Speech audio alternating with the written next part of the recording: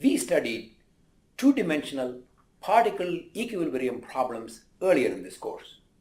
We saw this example shown here, where two men were placing a heavy crate supported by two cables on the floor. Here, all the forces, cable tensions, and the weight of the crate are all in the same plane. In this two-dimensional scenario, we have two unknowns and two equations. The unknowns are the cable tensions, and the two equations are the sum of all the forces along x-axis and the sum of all the forces along y-axis. Simple and straightforward.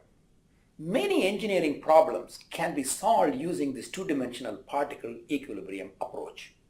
However, there are problems that require three-dimensional analysis. Look at this hanging flower pot.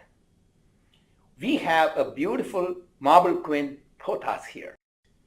Pay attention to the three cables supporting this pot, and you will realize that these cables and the forces associated with the cable are not in the same plane.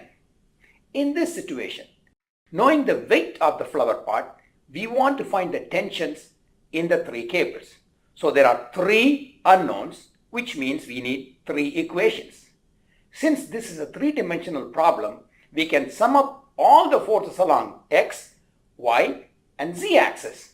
The process for solving three-dimensional particle equilibrium problem is exactly the same as the two-dimensional problem. The only issue here is how do we find the projection of these forces onto x, y, and z axis? Well, this can be done in a few different ways depending upon what information is available.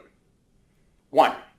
Using the cosine value of the angle between the force and the x, y, and z axis. The second approach is using other available angles. And the third approach is using unit vectors.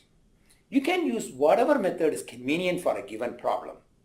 Let's first look at each of these methods in the next video.